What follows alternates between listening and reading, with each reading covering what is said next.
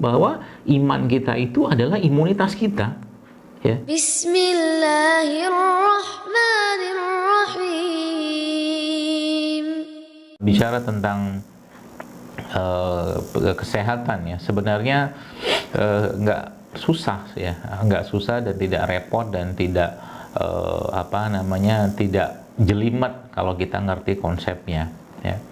Dan kondisi saat ini ya, kalau mungkin saya boleh nakut-nakutin sedikit, seandainya nih ada wabah lagi, waliyauzubillah ya, kita berlindung pada Allah tentunya, tapi kalau seandainya ada, kita mau apa gitu kan? Apakah kita akan mau terus seperti ini dalam hal cara menjaga kesehatan kita ya, atau mungkin cara memperlakukan badan kita, atau kita mau berubah ya? Jadi karena kan judulnya adalah rahasia. Jadi kalau ditanya rahasia sehat Islami itu ya sebenarnya letaknya ada pada kedekatan atau kepatuhan seorang terhadap syariat Allah Subhanahu wa taala. Itu saja sebenarnya. Ya, kalau itu dikerjakan dengan benar, dengan ikhlas, dengan mengharap ridho Allah dan wajah Allah, dan pasti mengikuti tuntunan Nabi sallallahu alaihi wasallam, maka tidak ada yang mengkhawatirkan di sana. Ya.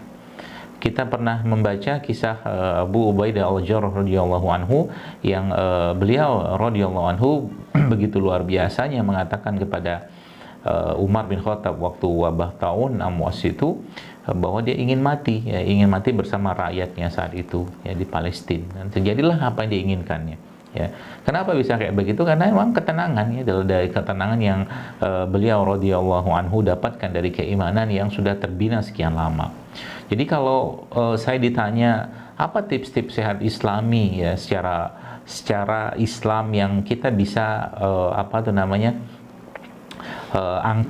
kita angkat dan kita bisa jadikan sebagai benteng kita, maka tentunya kita melaksanakan ya apa yang sudah Allah perintahkan sesuai dengan arahan Nabiullah Muhammad SAW. Tapi tidak cukup hanya dengan melaksanakan ya. Kita perlu melakukan itu dengan hati ya. Melakukan itu dengan perasaan, segenap perasaan jiwa kita ya. Orang yang membaca zikir misalkan ba'da sholat wajib, misalkan subhanallah, misalkan Allah Akbar, alhamdulillah, nggak ada manfaatnya ya.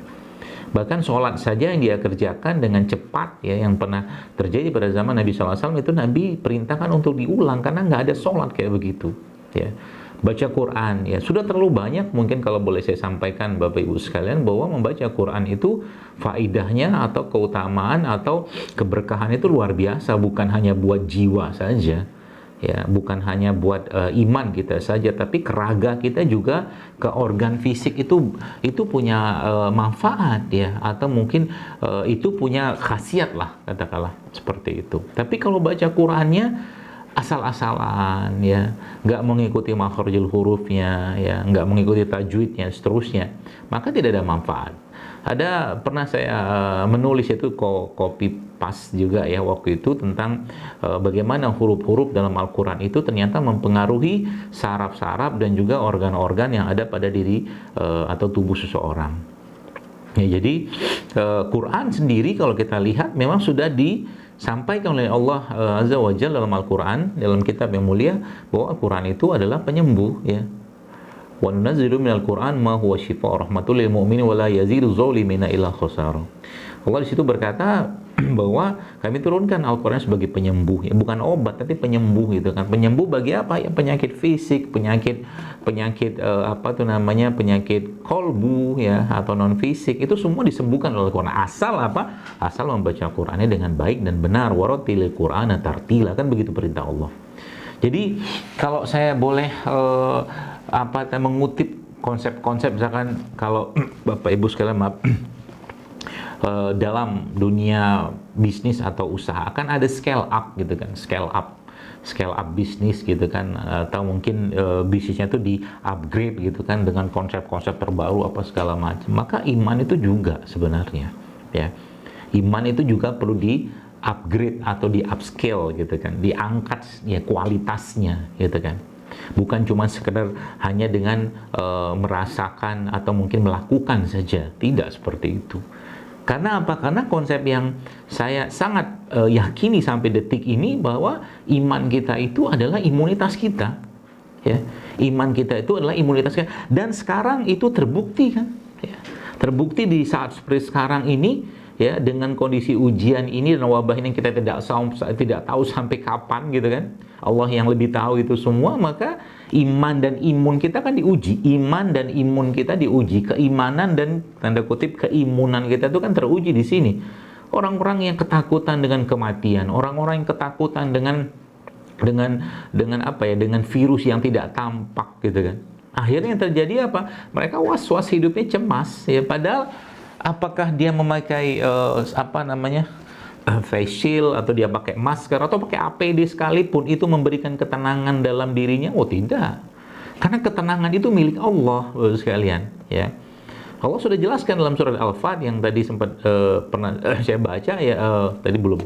Wallazi anzala sakinata fi qulubil mu'minin liyazdadu imanan ma imanihim, bahwa yang menurunkan, dialah Allah yang menurunkan ketenangan dalam hati orang-orang yang beriman. Hanya orang beriman, mukmin ya, yang mendapatkan ketenangan tadi dengan ibadah-ibadah yang dia kerjakan. Maka kalau boleh saya menyarankan, inilah saatnya kita men-upscale gitu kan.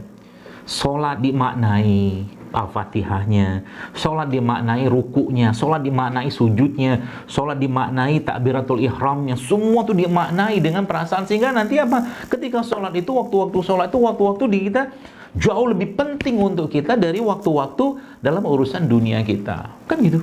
Pergi ke masjid lebih menyenangkan ya daripada, kalau boleh saya katakan, pergi ke kantor gitu kan. Pergi kantor ya bagian dari katakanlah mencari nafkah, oke, tak masalah, tapi urusan sama Allah itu jauh lebih menyenangkan atau jauh lebih membahagiakan kita daripada urusan-urusan sifatnya duniawi. Itu yang benar iman.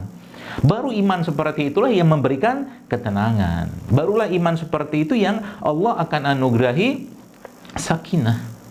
Yang sekarang kan hilang ya. Banyak orang takut. Saya kadang-kadang mikir gini kan, ini orang kok parno ya. Bukan kita nggak waspada, silakan kita waspada ya. Tapi parno ya nggak perlu gitu kan. Nah ternyata sampai sekarang juga masih gitu kan. Ya, saya katakan seperti itu. Ya, kalau seandainya kita ya tidak apa ya, maksud saya kadang-kadang saya mikir nih, kalau seandainya pandemi ini sekian tahun gitu kan, pandemi ini sekian tahun kita nggak tahu sampai kapan, subhanallah, sampai kapan kita akan sholat ya berenggang-renggang seperti sekarang ya. Padahal ya apa tuh namanya, kita lihat Bu sekalian ya, di tempat-tempat tertentu juga masih banyak keramaian-keramaian. Kadang-kadang gitu saya katakan, kita justru malah tidak tidak bersikap adil kepada Allah ya. Bukan kita tidak patuh protokol, poinnya bukan di situ. Tapi kadang-kadang justru malah Allah tidak memberikan ketenangan. Kenapa? Karena sampai detik ini ya Allah tidak diutamakan. Buktinya apa? Mungkin wallahualam, semoga tidak, tapi mungkin yang dulu belum tahajud ya, ternyata nggak bangun juga tahajud di saat sekarang ini gitu kan. Yang belum tilawah Quran masih juga nggak tilawah Quran. Yang sodakonya sudah ngerti bahwa pagi itu misalkan ada pahala sodako, ada pahala dari Allah dan doa dari malaikat bagi orang-orang yang bersodako pagi hari dan seterusnya, nggak juga dikerjakan. Akhirnya apa? Nggak tenang hidupnya. Berapa banyak orang yang sudah pakai face shield, sudah pakai katakanlah sudah pakai masker segalanya, ternyata kena juga. Ya, sekali saya katakan, bukan kita tidak mengikuti, itu bagian ikhtiar menjaga diri, nggak apa-apa. Tapi poinnya bukan di situ.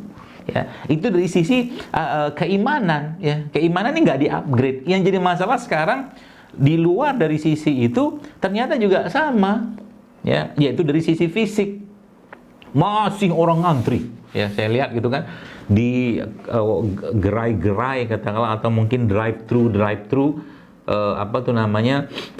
fast food itu kan nggak habis nih orang makan di situ ya, fast food gitu kan. Salah satunya ya fast food ala Indonesia apa ada juga ya, kayak gorengan apa segala macam, nggak juga berubah sampai detik ini ya. Sedangkan perintah dalam Al-Quran apa? Halal itu jelas, toyib itu jelas, dan dia nggak berlebihan. Ya, saya pernah nanya kepada seseorang, menurut Anda kira-kira nasi goreng itu toyib nggak? Dia jawabnya toyib gitu kan. Iya, kalau bandingannya dengan sosis gitu kan, oke lah.